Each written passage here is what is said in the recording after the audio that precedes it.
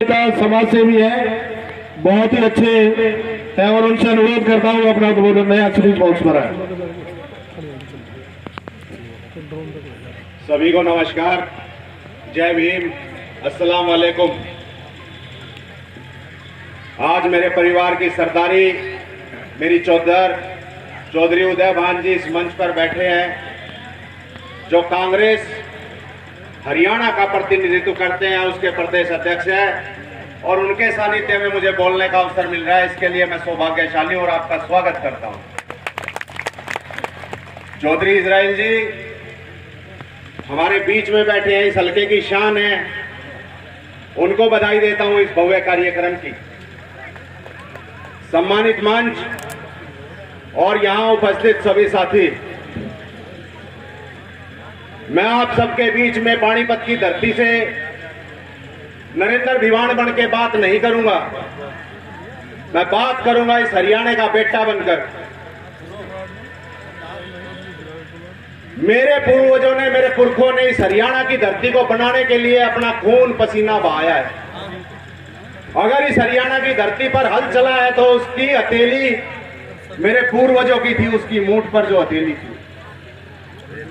इस हरियाणा की भूमि को स्वर्ग बनाने के लिए और इस हरियाणा की और इस देश की रक्षा करने के लिए बलिदान दिए हैं, तो सेना में जाकर मेरे हरियाणा के वीर सपूतों ने दिए हैं। कोई भी लड़ाई हिंदुस्तान की, चाहे 1947 की रही हो, 1962 की रही हो, 1965 की रही, 1971 की रही, चाहे कारगिल की रही, चाहे आतंकवादियों से लोहा लेना रहा, वो हरियाणा के वीर सपूतों के बिना संभव नहीं हो सका। मेरे हरियाणा की पहचान मेरा जवान, मेरा किसान और मेरा पहलवान रहा है। हुड्डा सरकार में तीनों के तीनों जवानों को, किसानों को और पहलवानों को नंबर 1 पर ले आने का काम हुड्डा सरकार ने किया था। किसानों की आय में वृद्धि हो, उनकी फसलों को खरीदना हो, चाहे जवानों के लिए अलग अलग व्यवस्था करके उनके लिए रोजगार के साधन पैदा करने हो, या फिर पहलवानों के लिए पद पाओ की नीति का योजना को लागू करना हो, उसको लिए हुड्डा सरकार ने दिन रात एक कर दी, तपस्या की। हुड्डा सरकार ने बाबा साहब के नारे को कि शिक्षित बनो, भाई मेहरा साहब जब से अपने गीत में शिक्षित बनो कह रहे हैं, उस शिक्षा के नारे को साकार करने के लिए लगातार दिन रात मेहनत की। जब मैं उनके कार्यकाल को याद करता हूं तो अनेकों स्कूल, कॉलेज, यूनिवर्सिटी, योजनाएं हुड्डा सरकार की छाती पर मेडल की तरह सजे नजर आते हैं। हुड्डा साहब ने शिक्षा को पहलवानों से जोड़ा, पहलवान पदक लाए, शिक्षा के साथ अपनी एजुकेशन हासिल की, उनको नौकरियां देने का काम, उनको डीएसपी बनाने का काम, तहसीलदार बनाने का काम हुड्डा सरकार ने किया। लेकिन जब पिछले 10 साल जो अभी हो जाएंगे 2024 में उस बीजेपी की सरकार को याद करता हूं तो उसके दामन पर मुझे काली की काली नजर आती है। सबसे पहले उसने किसानों को तोड़ा, 3 काले कानून किसानों के लिए लेकर आए, और जब मेरे किसान अपनी बात रखने के लिए इस बीजेपी की तानाशाही सरकार के पास गए तो उनके बीच में, उनके रास्ते में उन्होंने बड़ी बड़ी किले बिछा दी, सूले बिछा दी। बड़ी सर्दी में मेरे किसान को टेंट के बीच में खड़ा कर दिया, उनके ऊपर लाठी बरसाई। किसान को कमजोर करने के लिए, किसान परिवार से जो बेटे सीमा पे जाकर अपना बलिदान देते हैं, उनकी नौकरियों को खत्म कर दिया।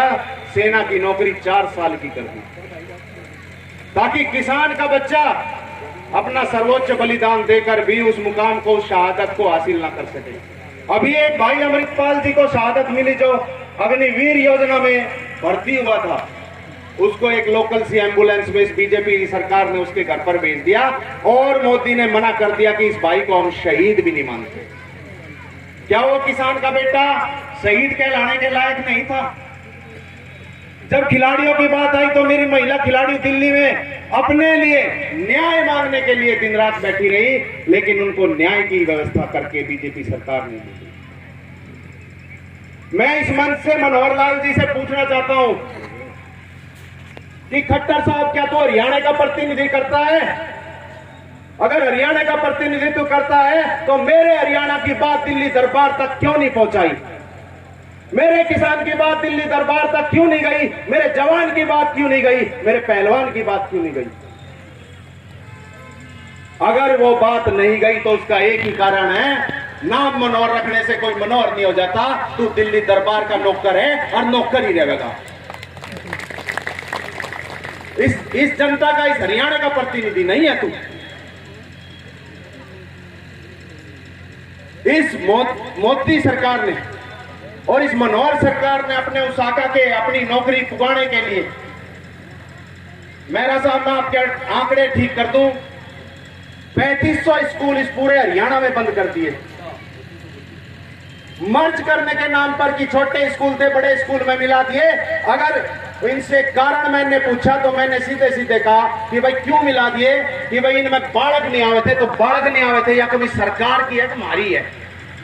एक भी स्कूल को तू अपग्रेड नहीं करता, उनको बराबर में लाकर खड़ा नहीं करता, तो फिर आज इस स्कूल को बंद करने के नाम पर यह योजना चला रहा है। ये शिक्षा के नाम पर, इस काले अध्याय के नाम पर याद किया जाएगा कि तूने 3500 स्कूल इस हरियाणा में बंद कर दिए।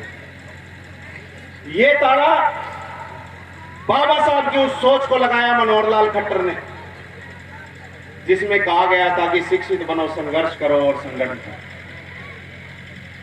एक चीज का श्रेय लेते हैं अध्यक्ष जी ये कि इन्होंने मंदिर बनाया, बड़ा गुणगान करते हैं उसका कि हमने राम